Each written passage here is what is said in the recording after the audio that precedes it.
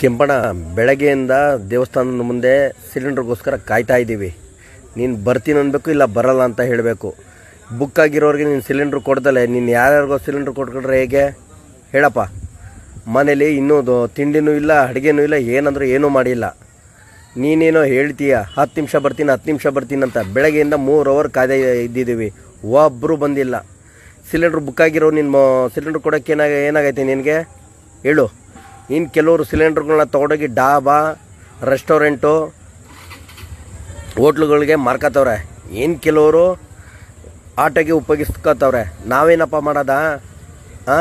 Book ಮಾಡಿ ಎಷ್ಟು ದಿನ ಆಗೈತೆ, ನೀನು ಇನ್ನೂ ಸಿಲಿಂಡ್ರು ಕೊಡ್ದಲ್ಲೇ ನೀನು ಇವತ್ತು ಬಾ ನಾಳೆ ಬಾ ಅಂತ ಸತಾಯಿಸ್ತಾ ಇದೆಯಪ್ಪ. ಹೇಳು, ಎಷ್ಟು ಜನ ಅವರೇ ನೋಡು ಇಲ್ಲಿ.